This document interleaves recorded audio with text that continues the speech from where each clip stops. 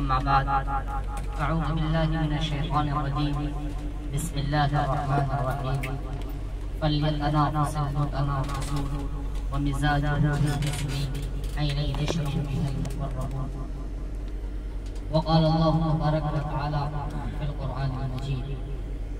میرا محترم اور بزرگان دین، میں سب سے پہلے آپ تمام احباب کا، آپ تمام نوجوان دوستوں کا بہت دلی شکر گزار ہوں کہ آپ اپنے دینی فکر کو لے کر جناب اسرافیل صاحب کے ایک اصرار پر آپ صدا لبیک کہہ کر یہاں حاضر ہوئے. آپ کی اس جائز مقاصد کو میں تہہ دل سے سلام کرتا ہوں، اور جو ہمارے اس مدرسہ کے مدرسۃ الرفا کے جو ناظم ہے، یہاں کے جو فی الحال دیکھ بھال کرتے ہیں، میں انہیں بھی سلام کرتا ہوں اور آپ کے جذبے کو بھی میں سلام کرتا ہوں. اور چلیے میں اپنے مقصد کی طرف چلتا ہوں کہ میں نے قرآن کریم کی ایک آیت کریمہ تلاوت کی، فَلْيَتَنَافَسِ الْمُتَنَافِسُونَ، کہ نیکی کے کاموں میں انسان کو چاہیے کہ وہ بڑھ چڑھ کر حصہ لے. اب سوال یہ ہے کہ نیکی کہتے کس کو ہے؟ نیکی کیا چیز ہے؟ ہم اور آپ بچپن سے لے کر اب تک یہ سنا ہے کہ نیکی نیکی نیکی، لیکن نیکی کرنے کے بعد وہ جاتی کہاں؟ ہم نے تو کبھی دیکھا نہیں، ہم نے تو کبھی سنا نہیں، ہم نے پڑھا بھی لیکن نیکی دیکھا نہیں. نیکی کہتے کس کو ہے؟ ذمہ داری کہتے کس کو ہے؟ اس سے میں آپ کو سمجھاتا ہوں. سب سے پہلے جو جناب اسرافیل صاحب نے مجھے ایک موضوع دیا، ہماری ذمہ داری کیا ہے؟ ہم جس فکر کو لے کر بیٹھتے ہیں اس فکر پر ہم اپنے آپ کو کتنا اتاریں گے، ہم اس فکر پر اپنے آپ کو کتنا ڈھالیں گے، ہم اس فکر پر اپنے آپ کو کتنا جمائیں گے، اس ڈھال اس نیت کی وجہ سے ہمارا فکر کامیاب ہوگا، ہمارا مقصد کامیاب ہوگا. اسی لیے میں نے قرآن کریم کی ایک آیت کریمہ تلاوت کی، فَلْيَتَنَافَسِ الْمُتَنَافِسُونَ. اور پھر میں نے ایک سوال چھوڑا تھا کہ نیکی کہتے کس کو؟ ہم نے تو کبھی دیکھا نہیں. آئیے میں آپ کو سمجھاتا ہوں. نیکی ہمارا مدرسہ چلتا ہے جس مدرسے کا نام ہے مدرسۃ الرفا. ہمارے علاقے میں بھی ایک مدرسہ چلتا ہے لیکن وہ اتنی ترقی نہیں کر رہی. وجہ کیا ہے؟ کوئی اس کا فکر کرنے والا نہیں، اس کی ذمہ داری اٹھانے والا نہیں ہے. اس کے لیے علماء کرام نے کہا جس وقت قوم کے نوجوان اگر ٹھان لے، اگر یہ ارادہ کر لے مجھے یہ کام کرنا ہے، خدا کی قسم وہ چیز کامیاب ہو جاتی ہے. اور اسی وجہ سے آپ لوگ کامیاب، اسی کا نام نیکی ہے. ہمیں دکھتا نہیں ہے لیکن یہ دکھے گا کب؟ جب ہماری آنکھیں بند ہو جائے گی.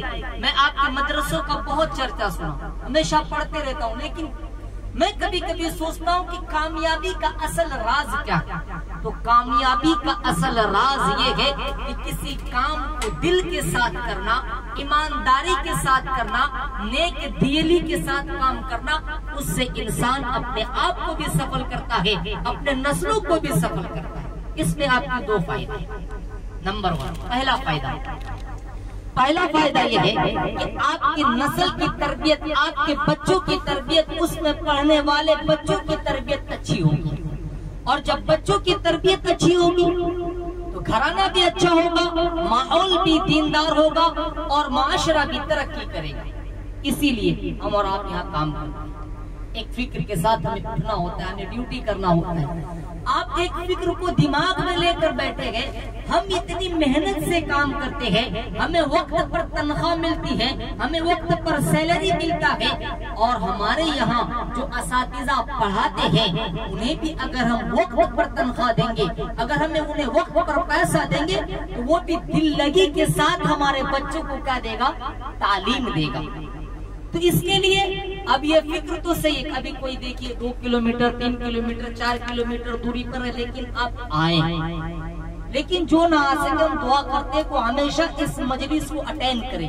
اس میں شرکت کریں، اس سے فائدہ یہ ہوگا ہم یہاں اور آپ جو بیٹھے ہیں اس سے آگے جو ہمارے پیچھے ہوں گے. اسی لیے کہتے ہیں بڑا اگر صحیح راستے پر چلتا ہو تو چھوٹے کو بھی پیچھے سے چلنے کے لیے آسانی ہو جاتی ہے. اگر ہم ہی الٹا چلیں گے، انجن اگر خراب ہو جائے گا تو ڈبہ چلے گا جی، ڈبہ کبھی نہیں چلے گا. اس کے لیے انجن کا سب سے زیادہ مضبوط ہونا ضروری ہے.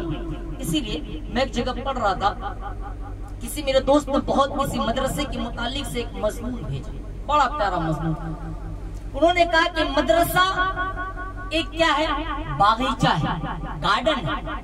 اس کے اندر پڑھانے والے اساتذہ ایک کیا ہے، اس کی دیکھ بھالی کرنے والے ہیں، اور اس کے اندر جو بچے پڑھتے ہیں وہ کیا ہے، پھول ہے.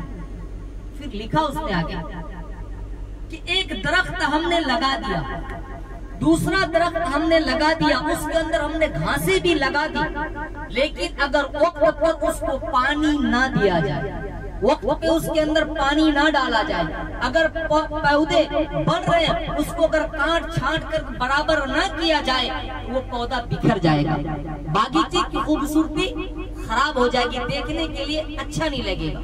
اسی لیے وہاں سے ایک بات سمجھ میں آئی، وہ استاد جو ہے اپنے بچوں کو جو دینی تعلیم دیتے ہیں، اگر وہ کچھ غلطی کر لے، استاد اس پر اگر ڈانٹ ڈپٹ نہ کرے، استاد اگر اس کو تلقین نہ کرے تو وہ بچہ آگے جا کے بگڑ جائے گا، اس کی زندگی برباد ہو جائے گی. کیا ہو جائے گی؟ اس کی زندگی برباد ہو جائے گی. اسی لیے میں کہتا ہوں آپ ایک وقت کا کھانا کم کھائیے، ایک وقت آپ بھوکے رہیے، لیکن آپ اپنے بچوں کو تعلیم دیجیے. آج کا دور ایسا ہے ہم اپنے بچوں